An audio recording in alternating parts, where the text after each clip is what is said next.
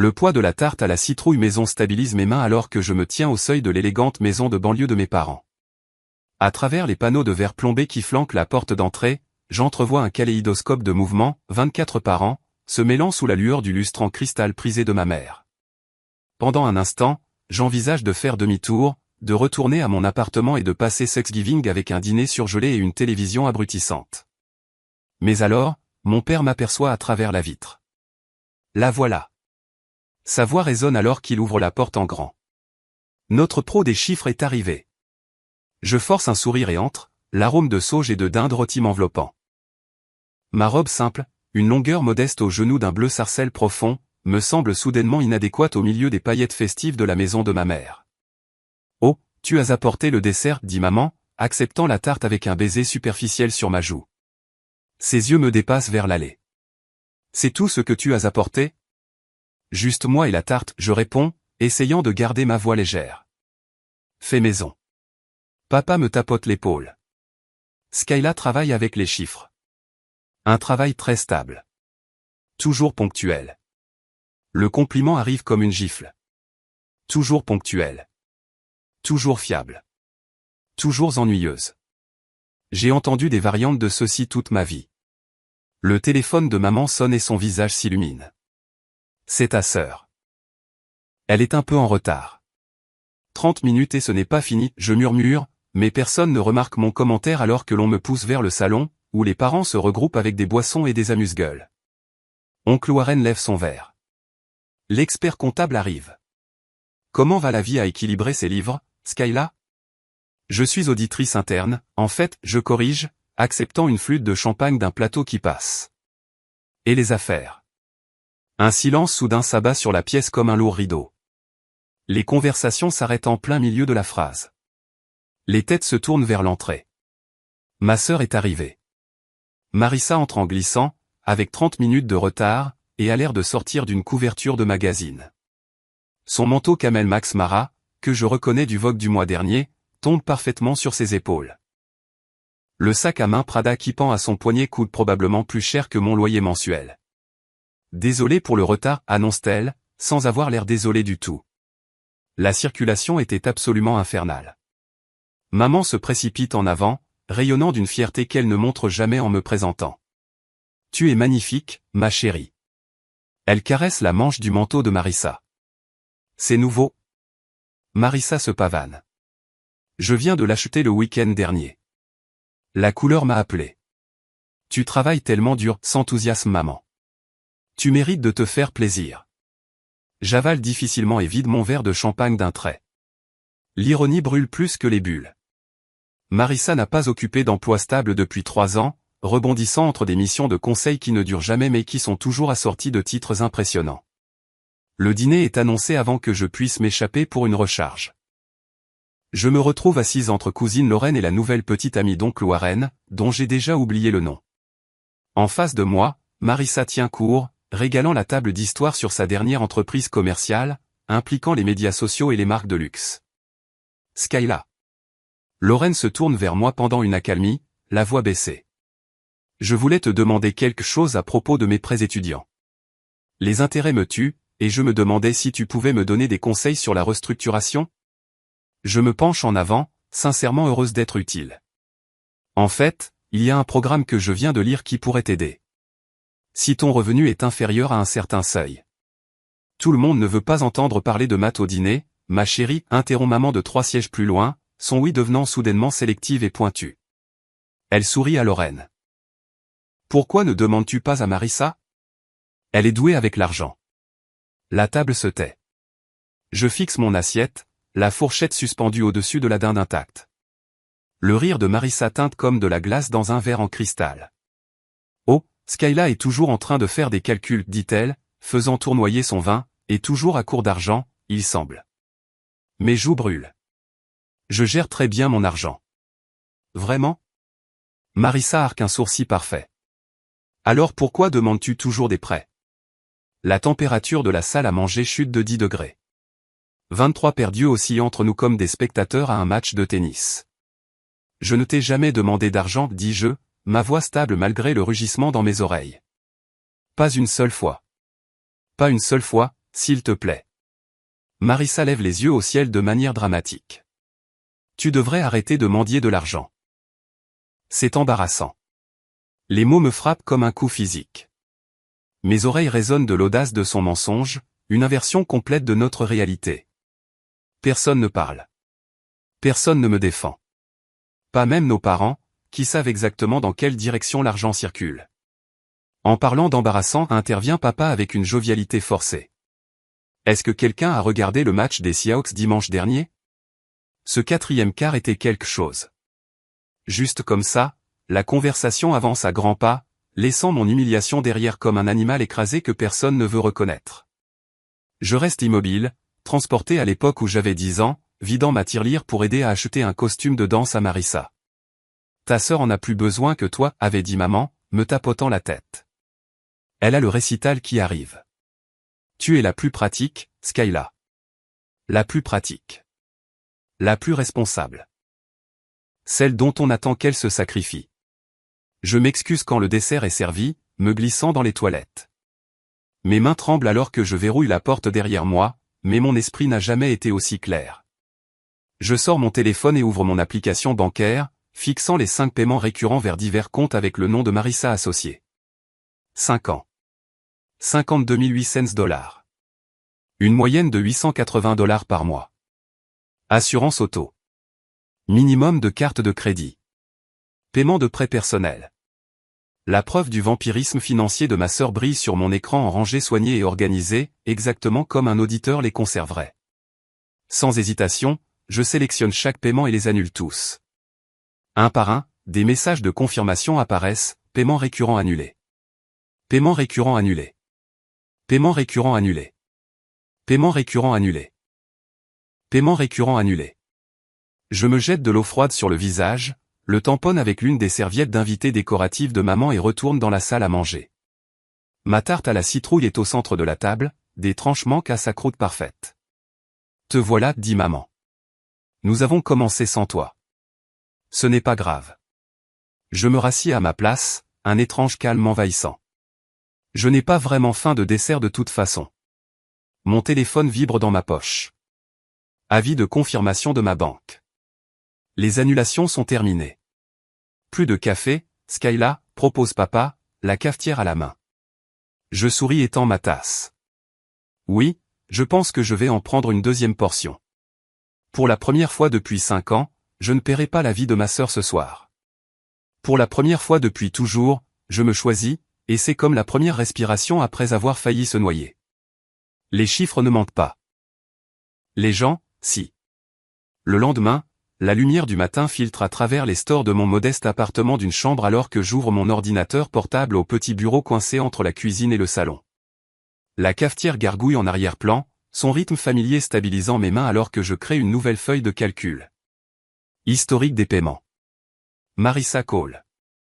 Je tape l'en-tête, mes doigts se déplaçant avec la précision qui me rend précieuse au travail. Chaque frappe ressemble à la reconquête d'un morceau de moi-même.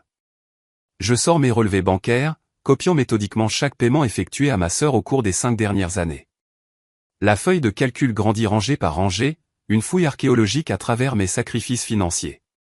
3 paiements de cartes de crédit distincts chaque mois. Le prêt personnel qui était censé être juste jusqu'à ce que sa commission arrive, l'assurance auto pour le VUS de luxe dont elle avait absolument besoin pour des réunions de clients et qui ne se sont jamais concrétisées. Le total apparaît en bas de la colonne. 52 800 $.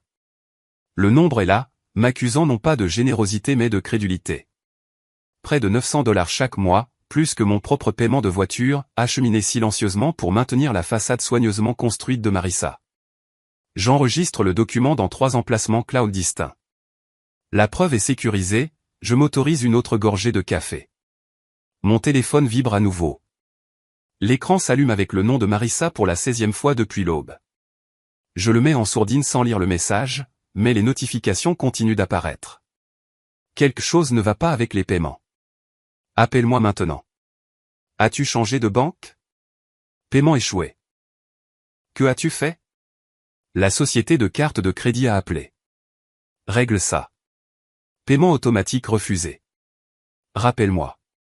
Fonds insuffisants? Que se passe-t-il? Les messages passent de la confusion à la panique, puis à la rage, la ponctuation se multipliant avec son désespoir. 15 appels. Plus de 30 messages en seulement 24 heures. Je pose mon écran de téléphone et continue à travailler. Au milieu de l'après-midi, l'inévitable se produit. Le nom de ma mère apparaît sur l'écran. Je réponds à la 3e sonnerie. Skyla? Que se passe-t-il? Marissa dit que tu refuses de l'aider avec quelque chose. Sa voix porte cette note familière de déception, comme si j'avais de nouveau 10 ans, gardant égoïstement mon argent d'anniversaire au lieu de le partager. Je paie ses factures depuis 5 ans, maman. Ma voix sonne différemment, plus stable qu'elle ne l'a jamais été en parlant à ma mère. Elle a dit à tout le monde hier à Thanksgiving que je la suppliais de l'argent, alors j'ai arrêté. Une inspiration forte. Ce n'est pas ce qu'elle voulait dire. Tu sais comment Marissa est quand elle est nerveuse. Elle exagère. Ce n'était pas une exagération. C'était un mensonge. Et tout le monde l'a cru. Tu es dramatique. La famille est de la famille. J'ai aidé pendant 5 ans. C'est 52 800 $ de mon argent. Une longue pause, puis des bruissements alors que le téléphone change de main. Skyla, c'est papa. Sa voix sonne plus âgée soudainement. Qu'est-ce que c'est que cette histoire d'argent? Ta sœur dit que tu l'as coupé sans avertissement. Est-ce qu'elle t'a dit pourquoi elle a besoin de mon argent chaque mois? Elle a eu des problèmes de trésorerie avec son entreprise. Tu sais ça. Papa, elle n'a pas d'entreprise. Elle n'a pas eu de travail stable depuis 3 ans. Un autre long silence. Tu as changé, dit-il finalement. Tu étais gentil avant. Les mots frappent plus profondément que prévu, mais la clarté monte à la rencontre de la douleur. Je n'ai pas changé, je réponds. J'ai juste arrêté de laisser les gens utiliser ma gentillesse comme filet de sécurité. Le silence choqué qui suit me dit qu'ils n'ont jamais considéré la dynamique de notre famille sous cet angle. L'appel se termine maladroitement, avec des promesses d'en parler plus tard qui signifient tous espérons que tu reviennes à la raison. Je pose à peine mon téléphone qu'il sonne à nouveau. Lorraine, je voulais juste prendre de tes nouvelles. Tu as quitté Thanksgiving si soudainement. Sa voix s'éteint, à la recherche d'informations. C'était une soirée difficile, je propose prudemment. Marissa envoie des messages à tout le monde au sujet de problèmes d'argent. Quelque chose à propos de toi qui te retire d'un prêt? Un rire amer s'échappe avant que je puisse l'attraper. Je ne me suis pas retiré d'un prêt. J'ai arrêté de faire ces paiements mensuels après 5 ans à payer ses factures. Attends, tu as payé ses factures? Mais elle a cette immense maison à Bellevue. La surprise dans la voix de Lorraine confirme ce que je soupçonnais. Personne ne le savait. Pendant des années, Marissa avait maintenu son image de succès tout en drainant secrètement mes comptes. De combien parle-t-on? Demande Lorraine. 52 800 $. Sainte merde, Skyla. Elle s'arrête. Pas étonnant que tu refuses toujours les voyages en famille. Une boule se forme dans ma gorge. Toutes ces années d'excuses sur les engagements professionnels, l'épargne pour une maison, la nécessité d'être disponible pour les urgences, alors que la vérité était plus simple et plus douloureuse. Je ne pouvais pas me permettre à la fois le style de vie de Marissa et ma propre existence dans le même cadre. Après que Lorraine ait raccroché, promettant une discrétion dont je sais qu'elle ne la maintiendra pas, mon téléphone émet un ping avec un SMS de cousine Michael. Il était temps que quelqu'un tienne tête à l'enfant prodige. La vérité se répand maintenant dans la famille, recadrant 5 années de rassemblement où Marissa est arrivée en vêtements de marque tandis que je portais la même robe noire avec différents accessoires. Où elle a apporté des vins chers tandis que je faisais des pâtisseries à partir de 0 parce que c'était moins cher. Où elle a parlé de centres de villégiature exclusifs tandis que je mentionnais tranquillement des séjours à domicile. Je ferme la feuille de calcul et éteins mon ordinateur portable. La documentation est terminée. Les paiements sont annulés. La vérité est lâchée dans la nature. Pour la première fois en 5 ans, les 880 $ de mon paiement mensuel à Marissa resteront sur mon propre compte. La pensée n'apporte pas la satisfaction que j'attendais, juste une sorte de soulagement creux. Comme enlever une écharpe qui est restée si longtemps que vous avez construit vos mouvements autour d'éviter la douleur. Je jette un coup d'œil à mon téléphone, où le nombre de notifications est passé à 43. Demain apportera plus d'appels, plus de culpabilité, plus de pression. Mais ce soir, les chiffres sont clairs. Et les chiffres, contrairement aux sœurs, ne mentent pas. La notification de la discussion de groupe familial s'allume sur mon téléphone à 6h47 le lendemain matin. Je plisse les yeux vers l'écran, encore chaud sous ma couette, et souhaite immédiatement ne pas avoir regardé. Veuillez garder Skyla dans vos prières pendant cette période difficile, lit-on dans le message de Marissa. Les problèmes de santé mentale peuvent se manifester de nombreuses façons, y compris la jalousie financière et le comportement irrationnel. Je fixe le plafond, comptant les douces arêtes de maïs soufflées pour m'empêcher de lancer mon téléphone à travers la pièce. En quelques secondes, les réponses affluent. Oh non, que s'est-il passé? Je t'envoie de l'amour, Skyla. Nous sommes là pour toi. Devrions-nous organiser un colis de soins? Personne ne demande ce qui a motivé cette annonce. Personne ne remet en question sa validité. La parole de ma sœur est l'évangile, et je suis soudainement présenté comme le membre de la famille instable qui a une dépression. Ma mère appelle en quelques minutes. Skyla Marie Thompson. Sa voix porte ce ton particulier réservé aux graves déceptions. Tu dois arranger ça avant que Thanksgiving ne soit complètement ruiné. Arranger quoi, exactement, je demande, glissant mes pieds dans des pantoufles, me dirigeant vers ma cuisine pour faire du café. Ne fais pas l'idiote. Marissa est dévastée. Ton père peut à peine regarder le téléphone quand elle t'envoie des SMS. Elle s'arrête. Nous t'avons mieux élevé que ça.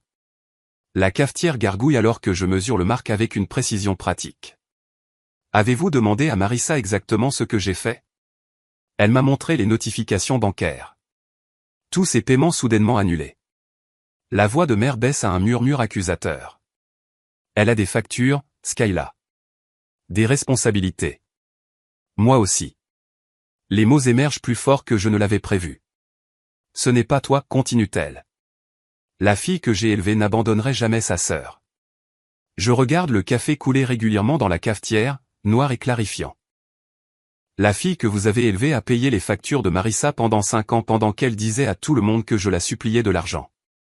Le silence s'étire entre nous, tendu comme un fil. Je vais être en retard au travail, j'interromps, un acte de rébellion sans précédent. Donnez mon amour à papa. Je mets fin à l'appel avant qu'elle ne puisse répondre et ouvre Facebook pour trouver la dernière performance de Marissa, une photo au filtre de bon goût d'elle regardant pensivement par une fenêtre, légendée, le cœur brisé lorsque les membres de la famille luttent contre la jalousie. Je prie pour la guérison pendant cette période difficile. 27 commentaires sympathiques déjà. Je ferme l'application sans répondre et finis de me préparer pour le travail. Quand j'arrive au bureau, quelque chose d'inattendu se produit. Je travaille mieux que je ne l'ai fait depuis des mois. La documentation client passe par mon processus d'examen avec une efficacité inhabituelle. Les feuilles de calcul qui nécessitent normalement une double vérification semblent limpides au premier passage. Tu sembles plus concentré ces derniers temps, commente mon manager lors de notre point de contrôle de l'après-midi. Quoi que tu fasses, continue comme ça. Ce que je fais, c'est garder $880 de plus par mois sur mon compte bancaire et dormir toute la nuit pour la première fois depuis des années. Ce soir-là, j'ai acheté un nouveau bureau pour mon bureau à domicile, une pièce en chêne massif que je convoitais depuis des mois mais que je n'ai jamais pu justifier tout en soutenant le style de vie de Marissa. Lorsque je saisis les informations de ma carte de crédit, je ne ressens aucune des anxiétés habituelles concernant mes dépenses personnelles. Aucun calcul mental sur la façon dont cet achat pourrait affecter ma capacité à couvrir le paiement de l'assurance auto de Marissa ou les paiements minimums de carte de crédit. Je réalise que je vis en dessous de mes moyens, non pas par frugalité ou par une planification financière judicieuse, mais pour financer les excès de ma sœur. La révélation s'installe dans mon estomac comme une pierre. Le véritable test de ma nouvelle détermination arrive 3 jours plus tard lorsque Marissa apparaît à l'improviste dans le hall d'entrée de mon immeuble de bureau. Je l'aperçois à travers les portes vitrées en revenant du déjeuner, des lunettes de soleil de marque perchées au-dessus d'un maquillage parfait, des cheveux stratégiquement ébouriffés et ce qui semble être une tenue soigneusement sélectionnée qui communique à la fois une désinvolture aisée et une détresse. Comment as-tu pu m'abandonner comme ça, exige-t-elle bruyamment dès que je m'approche, des larmes coulant sur ses joues sans perturber son mascara. Après tout ce que j'ai fait pour toi. Les têtes se tournent dans tout le hall. Mes collègues ralentissent le pas, faisant semblant de ne pas écouter tout en absorbant clairement chaque mot. Je garde ma voix mesurée et basse. Ce n'est pas l'endroit pour discuter de tes problèmes financiers, Marissa. Problèmes financiers? Elle rit, le son aigu et cassant. C'est toi qui as toujours eu besoin de mon aide, et maintenant, quand j'ai besoin de toi juste temporairement, tu me coupes complètement. Un agent de sécurité jette un coup d'œil dans notre direction, inquiet par le volume qui augmente.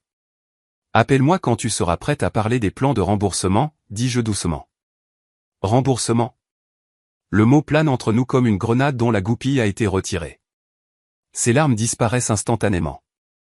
La transformation serait impressionnante si je ne l'avais pas vue d'innombrables fois auparavant, le passage immédiat de la victime blessée au calcul froid lorsque la manipulation échoue. Ce n'est pas fini, siffle-t-elle, la voix soudainement stable. Elle se retourne brusquement, des talons aiguilles claquant contre le marbre, alors qu'elle sort par les portes tournantes. Je la regarde partir, me sentant étrangement calme après ce qui aurait dû être une confrontation dévastatrice. Samedi apporte un soutien inattendu. Lorraine arrive à la porte de mon appartement avec le déjeuner de ma charcuterie préférée et un sourire de sympathie. « Tu vas bien ?» demande-t-elle, déballant des sandwichs et des récipients de soupe à ma petite table à manger. Tout le monde parle de ce qui s'est passé. De quelle version discute-t-il, je demande, sortant des assiettes de mon armoire. Lorraine secoue la tête. La vraie histoire est en train de sortir. Michael m'a appelé après avoir parlé à ton père. Est-il vrai que Marissa te doit plus de 50 000 $? 52 800 $, je confirme. Mais sa dette totale est plus proche de 96 000 $, autant que je puisse en juger. Le sandwich de Lorraine s'arrête à mi-chemin de sa bouche. 96 000 $? Comment est-ce possible? Ils vivent dans cette belle maison à Bellevue. Hypothèque au maximum? Je réponds. Plus 3 cartes de crédit maximisées, 2 prêts personnels et le contrat de location de voiture qui a 3 mois de retard. Je couvre les paiements minimums depuis des années. Elle se servait de toi depuis le début. La voix de Lorraine se durcit de colère, tout en se comportant comme celle qui a réussi. Mon téléphone vibre avec une notification. Les jeunes cousins ont créé un nouveau groupe de discussion nommé Team Skyla, sans Marissa ni mes parents. J'absorbe encore cette information quand mon téléphone sonne avec un numéro inconnu. Je suis sur le point de refuser l'appel quand Lorraine jette un coup d'œil à l'écran. C'est le portable d'Evan, dit-elle, les yeux s'écarquillant. Le mari de Marissa. Je réponds à l'appel, en le mettant sur haut-parleur. Skyla. La voix d'Evan semble tendue. Il faut qu'on parle. Je t'écoute, dis-je. Je n'étais au courant de rien, commence-t-il. Elle a tout caché. Les paiements. Les dettes. Tout. L'honnêteté brute dans sa voix me prend au dépourvu. Merci de l'avoir aidé discrètement toutes ces années, continue-t-il. Je pensais que nous étions stables, mais nous vivions au-dessus de nos moyens pour garder les apparences avec les voisins. Je croise le regard étonné de Lorraine de l'autre côté de la table. Nous ne sommes pas aussi stables financièrement que tout le monde le croit, avoue Evan. Loin de là. Une étrange sensation d'apesanteur m'envahit. Pendant des années, j'ai cru être la seule à voir Marissa clairement. Maintenant, d'autres commencent à entrevoir ce qui se cache derrière le rideau. J'espère que tu pourras l'aider à trouver de meilleures façons de faire face, dis-je finalement. Lorraine me serre la main sur la table alors que l'appel se termine. Pour la première fois depuis des années, je ne suis pas seul à comprendre Marissa. Et pour la première fois de ma vie, on n'attend pas de moi que je sois celle qui arrange tout. Cette nuit-là, on frappe à la porte de mon appartement à 23h42, 3 coups de tonnerre qui font vibrer les gonds. Je sais qui c'est avant même de regarder par le Judas. Marissa se tient dans la lumière crue du couloir, les bras croisés autour d'elle. Ses cheveux pendent sans vie autour de son visage, sans la moindre trace de maquillage. Elle porte un jean délavé et un simple t-shirt en coton, des vêtements que je ne lui ai jamais vus auparavant. J'ouvre la porte mais bloque l'entrée avec mon corps. Il est presque minuit, Marissa. S'il te plaît, murmure-t-elle, sa voix se brisant. Je suis en train de m'effondrer, Sky. Evan sait tout. Pendant un instant, je revois la petite fille qui avait l'habitude de se glisser dans mon lit pendant les orages, cherchant du réconfort auprès de sa sœur pragmatique qui n'avait jamais peur du bruit. Mais je me souviens ensuite de la table de Thanksgiving, de sa voix dégoulinant de fausse inquiétude, tu devrais arrêter de mendier de l'argent, c'est embarrassant. Pourtant, je m'écarte. Entre. Elle se précipite devant moi, faisant les 100 pas dans mon salon comme un animal en cage. Les sociétés de cartes de crédit n'arrêtent pas d'appeler. J'ai bloqué 8 numéros différents, mais elles en utilisent juste de nouveaux. Et la BMW Savoie se brise.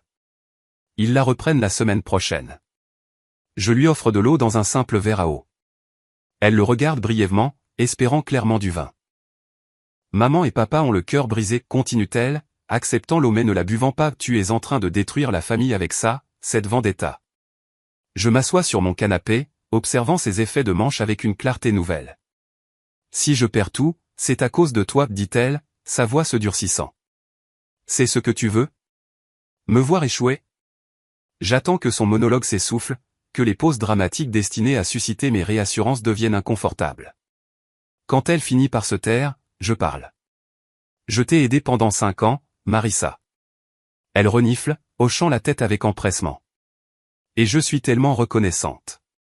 C'est pour ça que je ne comprends pas pourquoi tu t'arrêterais maintenant, quand j'ai le plus besoin de toi. Je laisse un silence calculé s'étirer entre nous. Ça fait 52 800 $, dis-je d'une voix égale. J'ai les preuves de chaque paiement. Son visage passe d'une supplication vulnérable à une colère défensive en un instant. Ce n'était pas autant que ça. Tu exagères pour me faire passer pour une méchante. Sans un mot, j'ouvre mon ordinateur portable sur la table basse entre nous. L'écran s'illumine avec une feuille de calcul, chaque ligne un paiement, chaque colonne une catégorie, date, montant, numéro de compte, note documentant ses appels, ses excuses, ses promesses de me rembourser le mois prochain, c'est sur cette fois. 5 ans d'hémorragie financière, méticuleusement documentée dans le langage que je connais le mieux, des chiffres qui ne mentent pas, elle bute sur ces mots. Tu fais ça pour te faire valoir. Tu as toujours besoin d'être la parfaite. Quand je ne réponds pas, elle change de tactique. Tu sais que j'ai des dépenses que tu n'as pas. Les cotisations au country club à elle seule. Elle s'arrête, réalisant l'effet que cela produit. Tu gagnes tellement plus que moi, tente-t-elle à la place, la voix s'élevant. Tu ne comprends pas ce que c'est que de galérer. Je gagne 185 000 $ par an, dis-je doucement. Ses yeux s'écarquillent légèrement. Elle avait clairement supposé beaucoup moins. Je vis dans cet appartement d'une seule pièce pour pouvoir me permettre de payer tes factures. Le silence qui suit ressemble au premier moment honnête que nous ayons partagé depuis des années. Sa bouche s'ouvre et se ferme, cherchant un autre angle. Mais nous sommes sœurs, dit-elle finalement, sa voix faible. La famille s'entraide. Je me lève et marche vers la porte, l'ouvrant à nouveau. Tu as eu 5 ans, Marissa. J'ai payé 52 000 $ de tes dettes. C'est assez. Elle ramasse son sac à main, les épaules raides d'indignation. Sur le seuil, elle se retourne, les yeux plissés. Tu es sans cœur, siffle-t-elle. Tu vas le regretter. Non. Je soutiens son regard avec fermeté. Tu devrais regretter d'avoir confondu la compassion de quelqu'un avec une obligation. La porte se referme entre nous avec un doux cliquetis. 2 heures plus tard, ma mère a appelé. J'entends la tension dans sa voix, l'effort pour garder son calme. Marissa dit que tu refuses de l'aider. Elle traverse tellement de choses en ce moment. Est-ce qu'elle t'a dit combien je l'ai déjà aidé, demandai-je. Elle mentionne quelques petits prêts élus de maman. 52 000 $ sur 5 ans, ce n'est pas petit, maman. Sa forte inspiration me dit plus que des mots ne le pourraient. La voix de papa remplace soudainement la sienne. 52 000 $? Ce n'est pas possible. Je peux vous envoyer la documentation par email, dis-je, mon doigt planant déjà au-dessus du bouton d'envoi sur un email préparé il y a quelques jours. Pourquoi lui donner de l'argent tout ce temps si elle était? Si elle n'était pas honnête, finis-je pour lui. Parce que c'est la famille. Et vous m'avez appris que la famille s'entraide quoi qu'il arrive. Le silence stupéfait à l'autre bout du fil ressemble à une justification et à un chagrin d'amour simultanément. Plus tard dans la nuit, des textos commencent à apparaître sur mon téléphone. Oncle Warren, ta sœur est dévastée. Où est ta compassion? Tante Patricia, la famille pardonne. Point final. Cette froideur ne te ressemble pas. Mais il y en a d'autres. Cousin Michael, il était temps que quelqu'un lui tienne tête. Appelle si tu as besoin de parler. Lorraine, je viens d'entendre la vraie histoire. On est tous derrière toi. Maman et papa aussi? Mon téléphone émet un signal sonore avec une notification de notre groupe de discussion familiale élargi. Je me prépare à un nouveau barrage de culpabilité et de pression, mais je trouve à la place un message inattendu d'Evan. Merci à tous pour votre inquiétude. Marissa et moi traversons des difficultés financières qui ont été mises en lumière. Nous vous demandons votre compréhension pendant cette période. Et Skyla, merci pour votre soutien passé. Il n'a pas été reconnu correctement.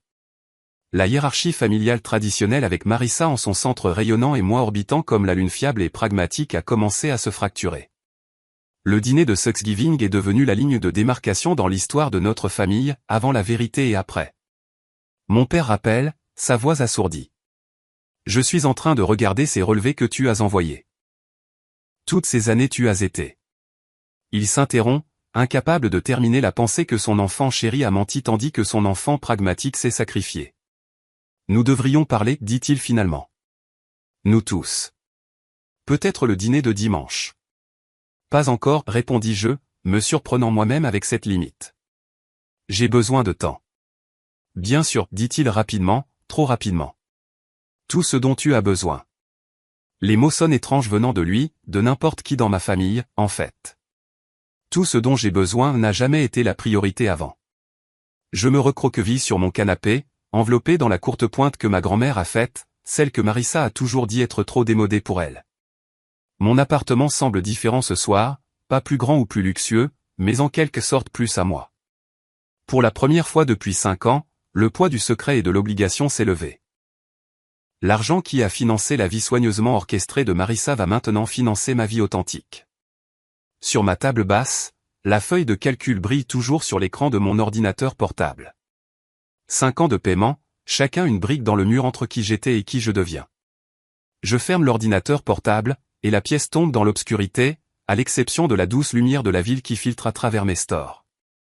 Demain apportera plus d'appels, plus de membres de la famille prenant parti, plus de pression pour revenir à mon rôle familier. Mais ce soir, dans les paisibles conséquences d'avoir enfin dit ma vérité, je trouve quelque chose d'inattendu, la paix. Le texto sur le message d'Evan brille d'une manière menaçante sur l'écran de mon téléphone une semaine plus tard. Réunion de famille. Chez nous. Demain à 2h. Juste les parents, toi et quelques autres. Il faut que ça s'arrête. Je fixe les mots pendant 1 minute entière, mon estomac se serrant. Au cours de la semaine qui a suivi ma confrontation avec Marissa dans mon appartement, la famille s'est divisée en camps opposés. Mère appelle toujours quotidiennement avec des supplications larmoyantes. Père s'est retranché dans un silence inhabituel. Les cousins envoient des messages de soutien ou de condamnation selon la version des événements à laquelle ils croient. Ce qui me surprend, c'est l'implication soudaine d'Evan. En 6 ans de mariage avec ma sœur, il est toujours resté agréablement détaché des drames familiaux. Quand j'arrive à leur maison, sensiblement plus petite que ce que mère avait laissé entendre à tout le monde, Evan ouvre la porte avant que je ne frappe. Son expression normalement décontractée est remplacée par quelque chose de plus dur, de plus déterminé.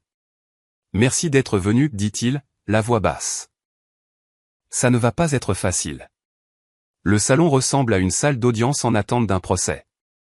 Mère et père sont assis, raides, sur des fauteuils assortis. Oncle Warren occupe une extrémité du canapé à côté de tante Patricia et grand-mère, dont la présence signale la gravité de la situation. Marissa est introuvable. Où est-je commence? Elle va nous rejoindre sous peu, interrompt Evan, faisant un geste vers la chaise vide clairement positionnée comme le point focal. S'il te plaît, assieds-toi. Je choisis le coin du canapé à la place, maintenant une distance avec la zone d'explosion émotionnelle. L'air est chargé d'accusations tacites.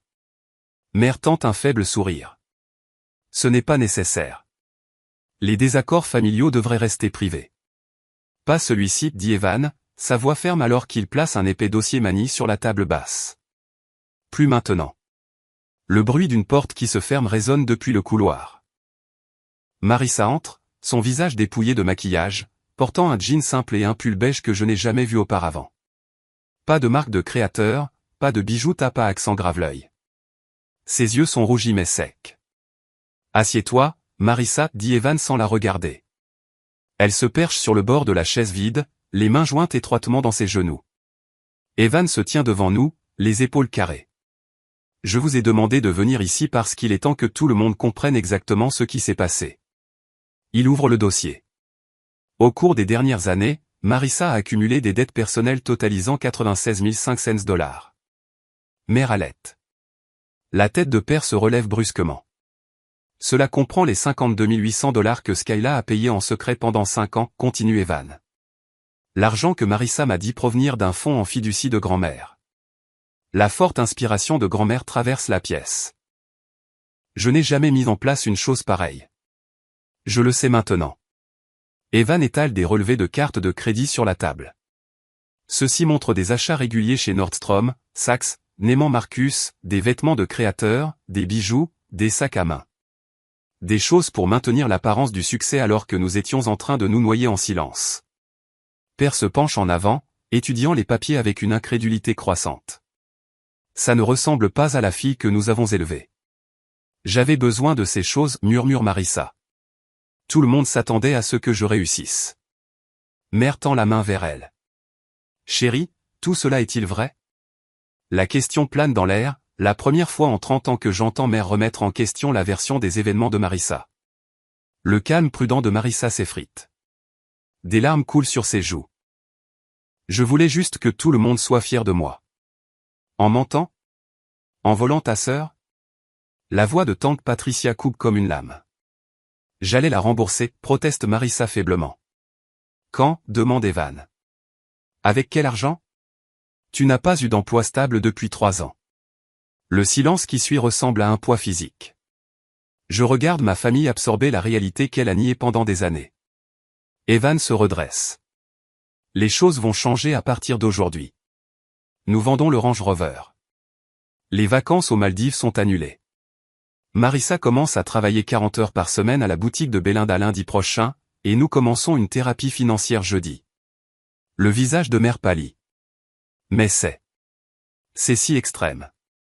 C'est nécessaire, répond Evan. Et il était temps. Père se tourne vers moi, ses yeux voilés par quelque chose que j'ai rarement vu, un regret sincère. Nous aurions dû le voir plus tôt, sa voix tombe à un presque murmure. Je suis désolé, Skyla. Les mots que j'ai attendus des décennies pour entendre atterrissent doucement, sans la satisfaction que j'avais imaginée. Je hoche la tête une fois, acceptant mais pas absoute. Pour la première fois dans ma mémoire, je suis assise lors d'une crise familiale sans qu'on attende de moi que je l'arrange. Je ne suis ni sauveur ni méchante, simplement présente. L'étrange libération de ce moment me serre la gorge. Les 6 mois suivants se déroulent par étapes prudentes et mesurées. Les commérages familiaux changent à mesure que toute l'histoire émerge. Marissa travaille dans la vente au détail après des années de loisirs, rentrant à la maison avec des pieds douloureux et des yeux humiliés. Evan supervise leurs finances avec des feuilles de calcul qui font écho à mes propres registres méticuleux. Quand mère appelle maintenant, sa voix porte une nouvelle hésitation, comme si elle apprenait à naviguer sur un terrain inconnu. Père pose des questions sur mes stratégies d'investissement, écoutant avec un intérêt sincère. Un jeudi matin de mai, mon téléphone émet un signal sonore avec une notification bancaire, dépôt. 600 $. Un message texte suit. Ça prendra des années, mais je te rembourserai. Je fixe l'écran, me souvenant de la table de Thanksgiving où elle m'avait publiquement accusé de mendier. Les toilettes où j'ai finalement trouvé mes limites. La feuille de calcul documente 5 ans de sacrifices silencieux. Mes doigts planent au-dessus du clavier. Une douzaine de réponses se forment et se dissolvent dans mon esprit. Finalement, je tape seulement 2 mots, reçu. Merci. Pas le pardon. Pas encore. Mais peut-être une porte laissée légèrement ouverte dans un mur que j'avais tous les droits de construire. Le poids de la bougie parfumée à la citrouille stabilise mes mains alors que je me tiens au seuil de la maison de style Tudor réduite d'Evan et Marissa. À travers les panneaux de verre plombé qui flanquent la porte d'entrée, j'aperçois des décorations de Thanksgiving modestes, bien loin des étalages opulents chez nos parents l'année dernière. Pendant un instant, j'envisage de faire demi-tour, de rentrer à mon appartement et de passer les vacances seul avec un bon livre. Mais je repère ensuite mon père à travers la vitre. Et nos yeux se rencontrent. Une année a transformé plus que simplement mon espace de vie. Mon appartement se vante maintenant d'un canapé d'angle moelleux dans un riche Bordeaux, remplaçant le prêté élimé que j'avais toléré pendant des années. Mon bureau à domicile brille avec un bureau convenable au lieu de la table de cartes bancale où j'avais géré mes finances, et celle de Marissa, pendant une demi-décennie. Le paiement mensuel de 880 $ qui disparaissait autrefois dans les besoins insatiables de ma sœur coule maintenant dans un compte d'investissement affichant une croissance de 12%. Papa ouvre la porte avant que je ne puisse frapper. La voilà, dit-il, mais sa voix manque de la qualité retentissante dont je me souviens de mon enfance. Au lieu de cela, il y a quelque chose que je n'ai jamais entendu auparavant, le respect. Joyeux Thanksgiving. J'entre, respirant l'arôme de la dinde rôtie. Ma robe simple, une longueur au genou en vert forêt profond, me semble parfaitement adéquate pour ce rassemblement. Oh, tu es pile à l'heure, dit maman, embrassant ma joue sans la sensation superficielle habituelle. Marissa est sur le point de servir. La table de la salle à manger, dressée simplement avec des assiettes blanches et des serviettes en tissu, n'accueille que 8 couverts au lieu des 24 de l'année dernière. Aucun lustre de cristal ne pend au-dessus de nos têtes, juste une lampe suspendue modeste, illuminant des visages que je reconnais maintenant comme une famille plutôt qu'un public. Marissa émerge de la cuisine portant un jean et un pull de couleur crème. Aucune marque de créateur visible, aucun bijou voyant n'attrape la lumière. Ses cheveux tirés en une simple queue de cheval, elle porte un plateau de dinde tranché avec des mains fermes. Tout a l'air merveilleux, dis-je, le pensant. Le sourire de Marissa contient quelque chose de nouveau, l'humilité. Merci d'être venu. Quand tout le monde est assis, Evan suggère un toast. Tous les regards se tournent vers lui, mais il hoche la tête vers Marissa, qui se lève lentement. Elle lève son verre d'eau. À une famille qui nous dit la vérité, même quand ça fait mal. Ma gorge se serre de manière inattendue. Je lève mon verre en signe de reconnaissance, pas encore prête pour une réconciliation complète, mais acceptant ce nouveau départ honnête. Tout au long du dîner, la conversation coule sans les façades habituelles. Oncle Warren discute de sa récente chirurgie cardiaque sans minimiser son impact. Lorraine partage sa promotion sans minimiser son importance. Les parents admettent leurs difficultés avec la planification de la retraite sans prétendre que tout est parfait. Personne ne joue un rôle, personne ne rivalise. Nous existons simplement ensemble dans la vérité. Plus tard, de retour dans mon appartement, j'ouvre mon ordinateur portable par habitude, mais je ne vérifie plus la feuille de calcul quotidiennement. 12 paiements sont arrivés de Marissa de manière cohérente, chacun exactement à l'heure. Je fais défiler mon téléphone, supprimant les anciens messages suppliant d'elle que j'avais enregistrés comme preuve. Ils ne sont plus une armure nécessaire contre le gaslighting. La vérité a émergé et s'est déposée comme de la poussière après une tempête. Ouvrant mon journal, j'écris 52 800 $. Si elle était une étrangère, j'aurais arrêté il y a des années. Mais elle était ma sœur. Ou du moins, je le pensais. Je fais une pause, considérant ce qui a changé. Les dépôts mensuels de Marissa ne sont pas seulement une restitution financière, ils sont une reconnaissance que mes limites comptent, que mon sacrifice mérite d'être reconnu. Ma valeur n'a jamais été liée à l'approbation de la famille, bien qu'il m'ait fallu 30 ans pour le comprendre. Les limites ne sont pas de la cruauté, mais du respect de soi. Je ferme le journal, ne ressentant ni triomphe ni regret. Juste de la clarté. Parfois, la gentillesse signifie savoir quand s'arrêter. On ne peut pas sauver quelqu'un qui continue de couler, surtout quand c'est lui qui vous entraîne vers le bas. La question demeure, suspendue dans l'air du soir de mon appartement calme, si vous étiez confronté à la même situation, qu'auriez-vous fait? Les couper comme je l'ai fait? Donner une chance de plus parce que c'est la famille? Intenter une action en justice pour récupérer ce qui a été perdu? Où tracez-vous la ligne entre aider et être utilisé?